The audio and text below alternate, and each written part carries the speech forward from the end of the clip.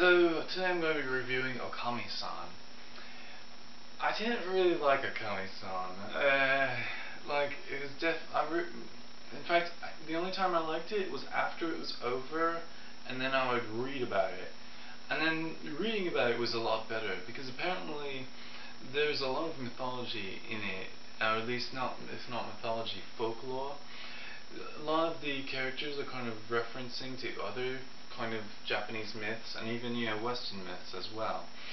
I think a great example for that is actually this one episode about a mouse looking for a wife, and apparently it refers to other things. But actually, my favorite actual reference order in terms of references of mythology and things like that is Taruku and Hikarubi.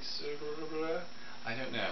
But anyway, apparently the two people, white-haired guy and black-haired girl, Dojushin, is that how it's pronounced? Dojushin? I don't know. But, oh no, it stands for like tall Bushido woman or something like that. I don't know. I never will understand the kinds of perverse sexual fetishes of the Japanese. Not that I'm insulting them at all. I mean, we're all full of our own fetishes, but I mean, some of them are just really out there. But hey, they're human, so they should be proud of it. Anyway, Okami-san really bothered me at times just because it's like, alright, like, it felt like the thing was just kind of going along for its own ride, and there's lots of things where it's like, oh, I want to do something, but I'm too shy. Like, that was a very kind of recurring, not even theme, but at least tactic of the writers or trope in the show.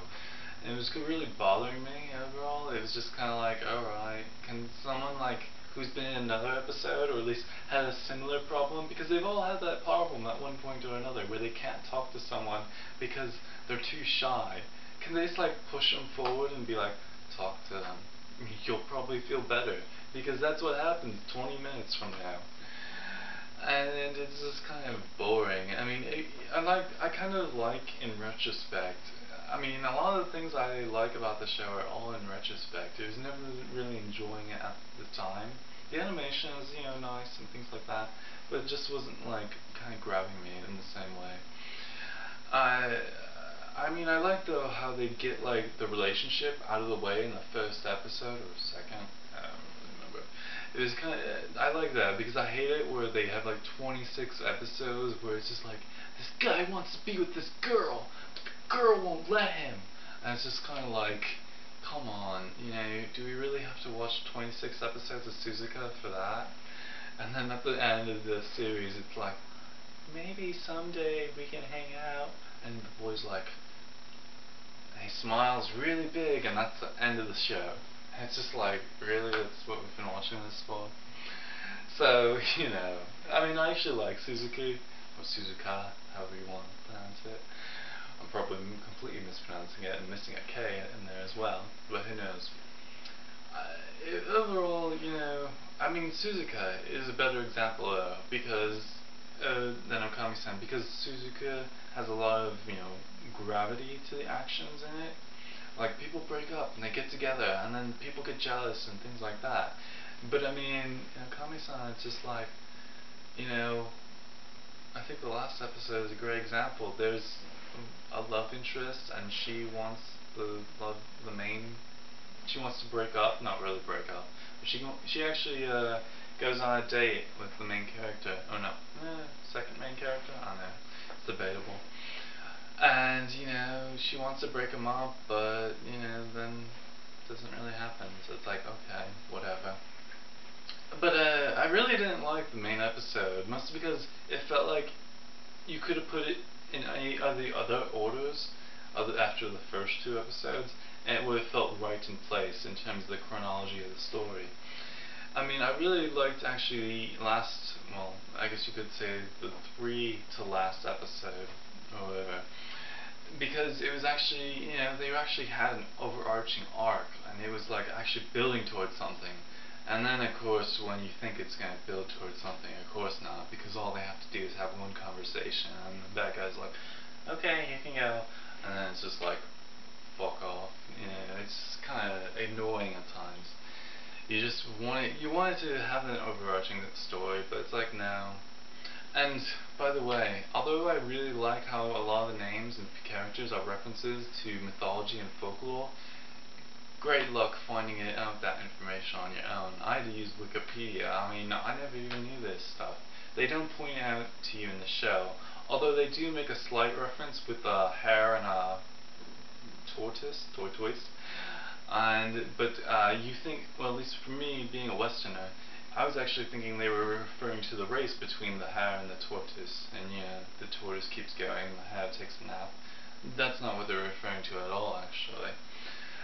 But anyway, so yeah, I guess I may as well actually tell you the story that, at least the mythology that I do like. So the white-haired guy and the black-haired girl, she is supposed to symbolize the daughter of a dragon of the sea or the ocean. I'm not quite sure. I can't remember. And don't even ask me to pronounce the names. And the man, the white-haired man, is supposed to represent the man who actually helped a tortoise who was being nice, or not nice, but bullied. And so later on he finds out that that tortoise was actually the daughter of the dragon of the sea or something like that. And the dragon invites him down to his castle. I think it's called Hijimi? I don't remember. And it was pretty interesting overall. I thought it was a very interesting story. And then eventually he's like, well, I want to go home now. And she's like, oh, don't go, please don't go, and things like that. And he's like, no, I won't go home. And then so he goes away, but before he leaves, she gives him a box and says, don't open it at all, ever, forever, don't open it. And he's like, alright, fine. And then he goes back home, and he's asking people, he doesn't recognize anyone or anything pretty much. And he finds out that it's been about 300 years since he passed, well, not really passed away, but since he's been gone. He can't find his mother's been dead for quite a long while. And the locals actually tell him about a story of a man who disappeared one day, and they think, it's probably his ghost haunting the world. And then, when he becomes so sad he can't take it anymore, he just opens the box because, he's like, oh, I know that. And then he opens it, and there's actually a couple of variations to this myth. Well, he opens the box, and then he starts growing older, his fingernails grow out, this is one of the variations, his hair starts to grow, his skin starts to wrinkle, and he hears a voice saying, it was your old age in the box, or something like that. And then, but the one I prefer is actually him turning into dust, just because, whatever.